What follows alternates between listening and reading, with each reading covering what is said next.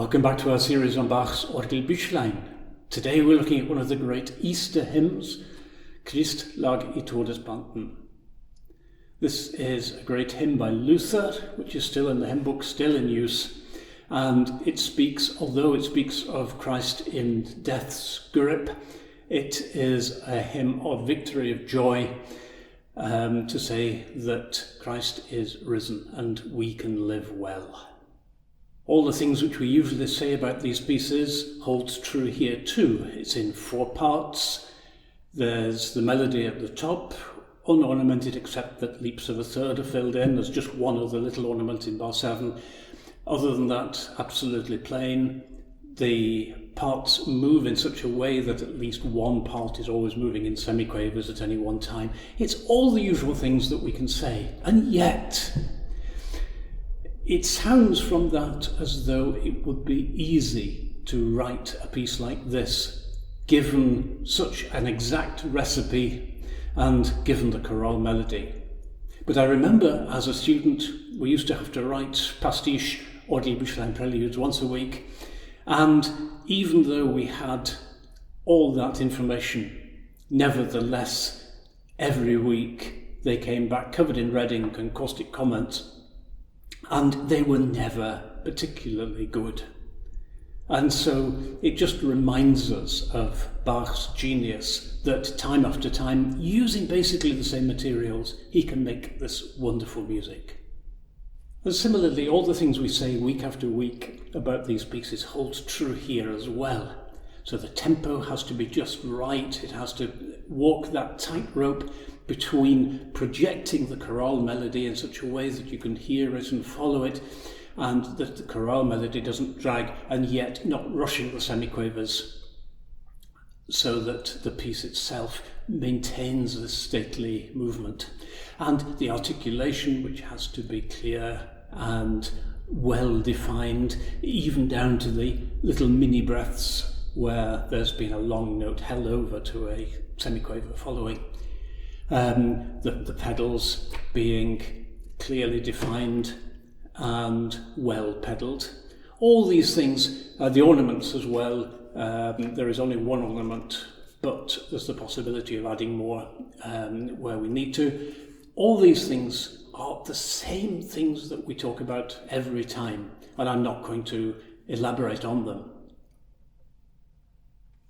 So, with all that in mind, how do we make our performance of this piece stand out as something special, something different?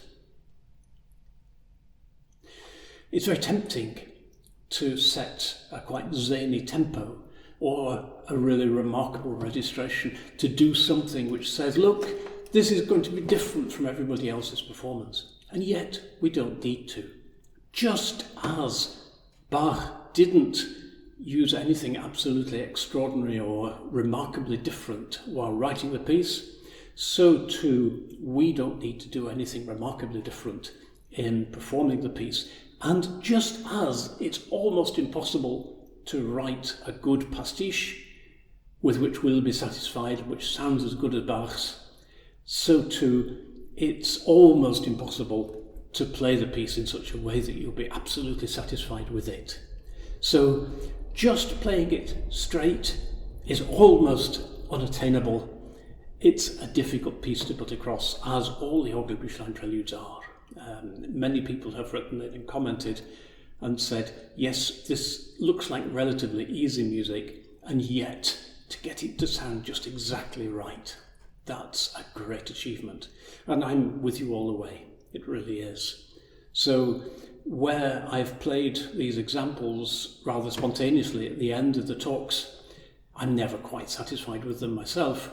And I always listen to them and think, I could have done such and such, I could have improved that. That would have been better if I'd sat down and put more time into it and done it as a performance, as a recording kind of performance. It's always the way. So we don't need to do anything extraordinary to make the piece sound extraordinary. One other thing to add to that is that the people who are listening haven't, unlike us, played and studied all the rest of the pieces in the set, in all probability, They're listening to it for the first time. And where we perhaps are thinking, yes, well, this is very much the same as I did with such and such, they are not thinking the same thing. They're listening to it afresh as a piece of music. And we can bear that in mind when we're preparing our performances, that the people who are listening to this as something new. So I think that's my message today, that the simple things that we do are enough and will require a lifetime's work to get them exactly right. A little postscript here. I don't usually talk about the organs that I'm playing this music on.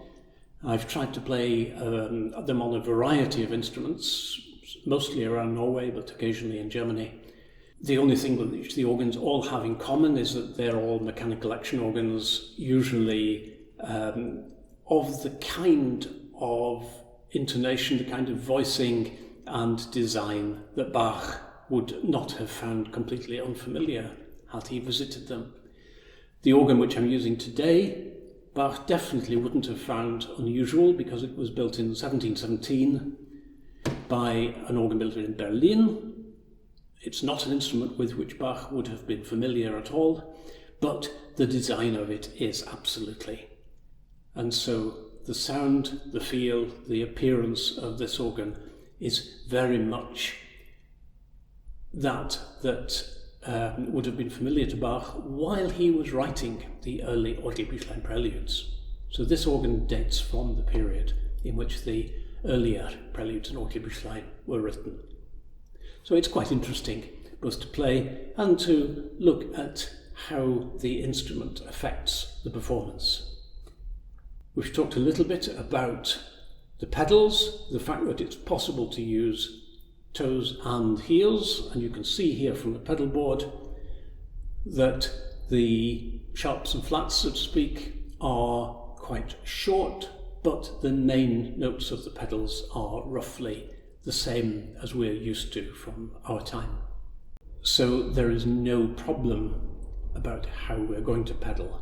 The only thing you can't do is use heels on the sharps and flats, but we wouldn't do that anyway.